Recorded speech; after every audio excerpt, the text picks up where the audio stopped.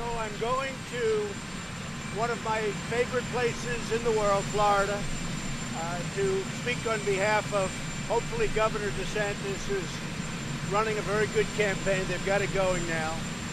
And also, as you know, Rick Scott, who's been a great governor, and hopefully he'll be your new senator. I'm going to Florida. We'll spend a lot of time. We're going to make a speech tonight or a rally. And we have a tremendous crowd. We have a lot of people. Whatever it is, it's packed. So I look forward to being in Florida. And I guess some of you are going with us, and some of you aren't. But if you're not, we'll be missing you. It seems that the campaign is going very well. Looks like we're doing very, very well in the Senate.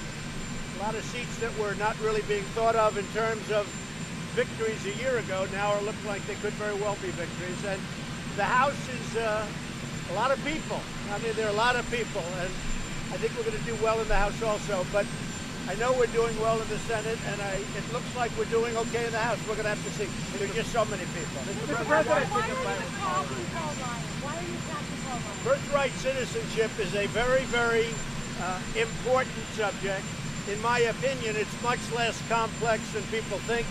I think it says it very loud and clear in the Constitution that you don't have to go through the process of whatever they're talking about. And by the way, this is not a constitutional amendment. You don't need a constitutional amendment for birthright citizenship.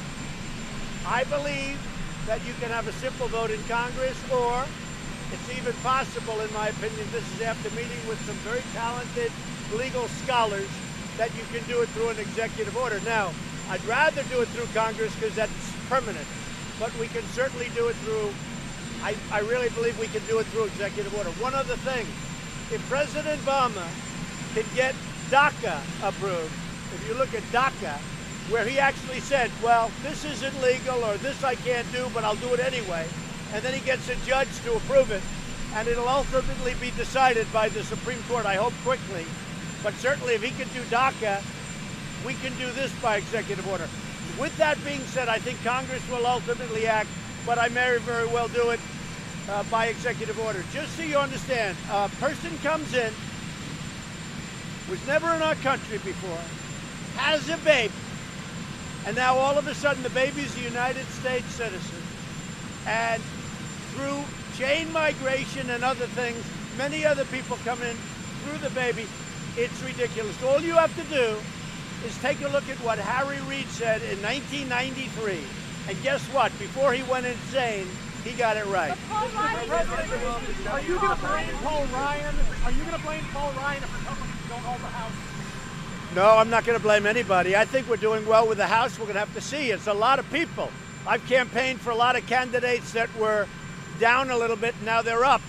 But we're going to see. I think we're going to do well in the House. I think we're doing really extraordinarily well in the Senate. Have you received a subpoena at all from Robert Mueller? Have you been subpoenaed No. at all? No.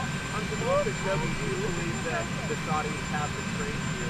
And what do you plan to Say it again, what? Do you believe that the Saudis have betrayed you on Khashoggi, and do you plan to use that as leverage? Not betrayed me, no. I just hope that it all works out. We have a lot of facts. We have a lot of things that we've been looking at.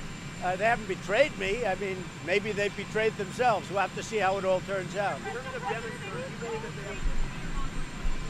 No, not fear-mongering at all. Immigration's a very important subject. The Democrats have let immigration in our country get out of control with their horrible not allowing us to have any votes to get passage.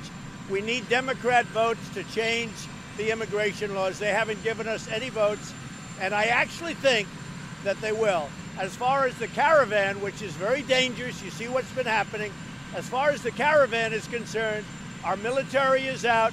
We have about 5,008. We'll go up to anywhere between 10 and 15,000 military personnel on top of Border Patrol, ICE, and everybody else at the border. Nobody's coming in. We're not allowing people to come in. If you look at what happened in Mexico 2 days ago, with the roughness of these people in the second caravan that's been forming, and also, frankly, in the first caravan, and now they have one forming in El Salvador, and we are thinking very seriously, immediately, stopping aid to those countries, because, frankly, they're doing nothing for the American people. Immigration is a very, very big and very dangerous, a really dangerous topic.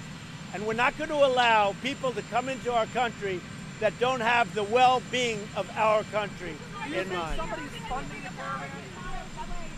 Oh, they'll be here fast. They're trying to get up any way they can. They're trying to get up by train. They're trying to get up by truck and by buses.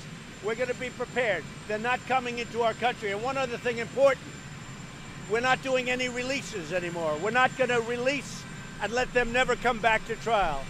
We'll build tent cities. We'll build whatever we have to build in terms of housing.